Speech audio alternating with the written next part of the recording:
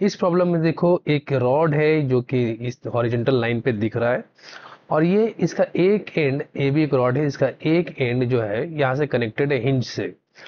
इस रॉड का जो मास है वो 2 kg है, तो मास तो हमेशा वेट नीचे की तरफ ऐड करेगा, तो 2 × 10 लिख लेते हैं।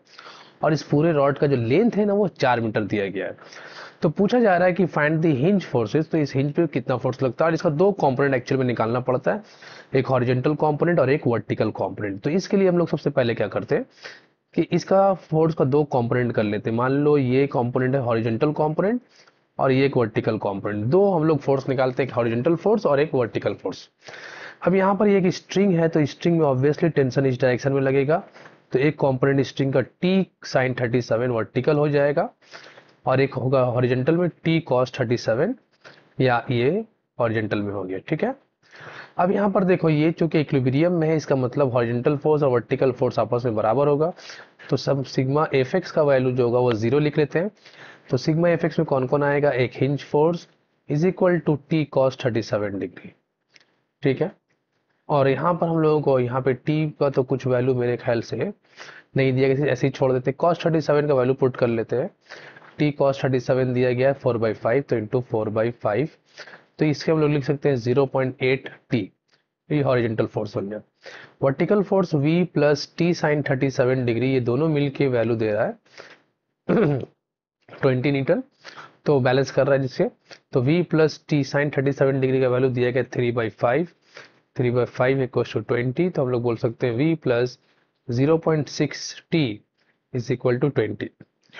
अब एक हम लोग टॉर्क ले लेते हैं, सम ऑफ टॉर्क का वैल्यू, सम ऑफ टॉर्क भी 0 हो जाएगा।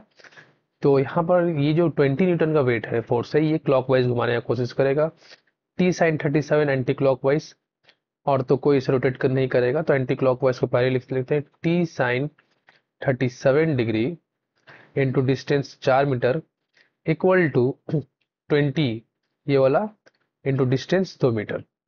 तो T sin 37 का वैल्यू हम लोग के पास है 3/5 इंटू 4 इक्वल टू 40 लिख लेते हैं। ये कैंसिल हो गया 10 बार, तो अच्छा यहाँ पे एक काम करते हैं, 0.6T पूरा लिख लेते हैं, 0.6T 10 हो गया, हाँ 10। इसको ना यहाँ पे पुट कर लेते हैं, 0.6T 10 है, तो V का वैल्यू कितना हो जाएगा, वो भी 10 हो जाएगा। और ये यहाँ पर T का वैल्यू निकालना पड़ेगा यहाँ से, चलो ठीक है।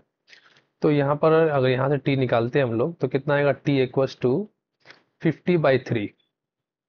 इस T को ना हम यहाँ ले आकर के पुट कर देते हैं, ये इस T को यहाँ पुट कर देते हैं, तो H इक्वल्स टू कितना हो जाएगा, 0.8 का एक्चुअली मतलब था 4/5, और T का वैल्यू कितना हो गया, 50/3, 50/3, तो इसको कैंसिल कर लेते हैं 10 टाइम्स, तो कितना हो गया 40/3।